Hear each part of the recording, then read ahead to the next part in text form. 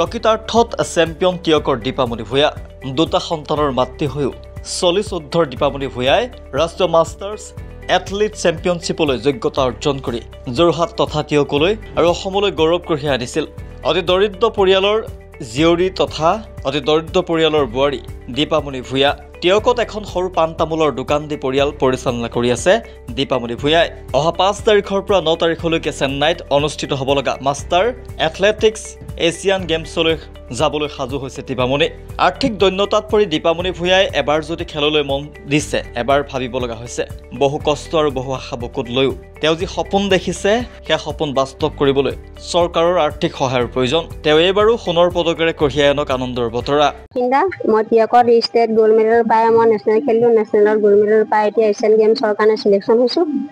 ইণ্ডোনেছিয়াত হোৱা কথা আছিলে, ভাৰতৰ বাহিৰতে হয় এছিয়ান গেমছখন, কিন্তু আমাৰ এইবাৰ ভাৰতলৈ আহিলে ভাল কথা। এইবাৰ মোৰ লাকে টানিছে, কাৰণ দীপামণি ভূঞাৰ হাতত বিশেষ ইমান অনুদান নাই।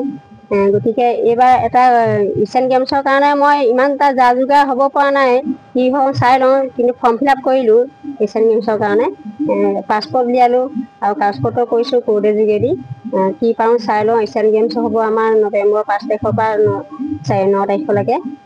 তাত যাম বুলি এতিয়া আশা কৰিছোঁ। কি কৰে এতিয়া হিমন্ত মামাই ছাৰক মই নিজ হাতে কাগজ পত্ৰ দিছিলোঁগৈ যোৰহাটত গৈ পেলাই।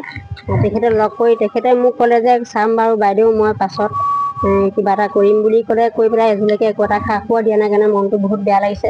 আৰু ছাৰে কয় যে প্ৰতিটো মুহূৰ্তত নিউজত শুনো যে খেল বোলে আগত দিছে, খেলৰ স্থান আগত হৈ পেলাই কি কৈছে ছাৰে? এতিয়াতো আমাকতো একো খবৰে দিয়া নাই, একো খা খবৰ দিয়া নাই। তাত দীপামণি ভূঞা গ'ল্ড মেডেলিষ্ট হৈ ৱৰ্ল্ডৰ এতিয়া খেল খেলিব যাব, বিশ্ব খেল এইখন নেকি খেল এছিয়ান গেমছত ফৰেনৰ লগত জিকিৱাটো অল্প সাহস নহয়। আৰু নেশ্যনেল গেমতো বহুত হেভি প্লেয়াৰ আহে, তাৰ মাজত মই গ'ল্ড মেডেল লৈ আহিছোঁ। কিন্তু ছাৰে অলপ চকু মেলিব লাগিছিলে আৰু ক'ব লাগিছিলে যে আঙুলি ধুৱাব লাগিছিলে যে দীপামণি ভূঞা অসমলৈ আমাৰ গৌৰৱ কঢ়িয়াই আনিছে, তেখেতক আমি অকণমান চকু দিওঁ। কিন্তু আজিলৈকে হিমন্ত ছাৰে মোক একো এটা গুৰুত্ব দিয়া নাই।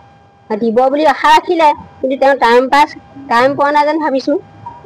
তেখেতৰ আশা আছে এতিয়া দিব বুলি ভাবি আছোঁ। কি বাট চাই ৰৈ আছোঁ। এতিয়া মই এইখন দোকানৰ পৰাই মই এনেকৈ চলি যেতিয়া ইমান দূৰ আগবাঢ়ি গৈছোঁ, আৰু এতিয়া এছিয়ান গেমছৰ খেলিবলৈ যাবলৈ মই কোনো উত্থাপন নকৰোঁ, মই যেনে তেনে যাম। মৰিগাঁও সমষ্টিৰ বিধায়কে আপোনাক কিবা অনুদান দিছে নেকি? মৰিগাঁও সমষ্টিৰ বিধায়ক ছাৰে মোক পইচা 4,000 দিছিলে নেশ্যনেল খেলিবলৈ যোৱাৰ আগত। এতিয়া বৰ্তমান মোৰ যোৱা নাই, যাব লাগিব তেখেতৰ ওচৰলৈ। তেখেতে কি কৰে মই সেইটো নাজানো। কিন্তু MLA ছাৰ টিয়কৰ MLA বিকাশৰ ওচৰলৈ গ'লোঁ। তেখেতে মোক ক'লে বোলে আপোনাক পইচা কিয় লাগে, কেলৈ? মই ক'লোঁ যে মই নেশ্যনেলত চিলেকশ্যন হৈছোঁ, নেশ্যনেল খেলিবলৈ যাম। তেখেতে ক'লে বোলে নেশ্যনেল খেলিবলৈ যাব বোলে, পইচা আমি ক'ৰ পৰা দিম? আৰে MLA মানুহ হৈ পেলাই পইচা 1000 নুজুৰিলে নে মোৰ কাৰণে? আৰু তেনেকুৱা MLA হোৱাতকৈ নুঠাই ভাল, কাৰণ তাহাঁতকতো আমিয়ে ভোট দি জিকাইছিলোঁ ন। তেনেকুৱা এটা ভাল নালাগে। আৰু এতিয়া চব কথা বাদ দি হিমন্ত মামাই যেতিয়া ইমানখিনি চবকে চাকৰি বাকৰি দি ইমান এটা যে চবকে যে হেৰি কৰিছে, ইমানখিনি কৰিছে, বহুত ভাল কাম কৰি আছে পৃথিৱীত। এই আমাৰ অসমখনত বহুত আগুৱাই নিছে, মানে আগতকৈ কংগ্ৰেছতকৈ বহুত আগবাঢ়ি গ'ল। আগত কংগ্ৰেছে একোৱেই পোৱা নাছিলে, এতিয়া ৰাস্তা পদূলিৰ পৰা চব ফালৰ পৰা মানে সুবিধা হ'ল, গাড়ী মটৰৰ পৰা চবফালে সুবিধা হ'ল। গতিকে ছাৰে মোক কিবা এটা সংস্থান দিব বুলি এতিয়াও মই আশা বাট চাই আছোঁ।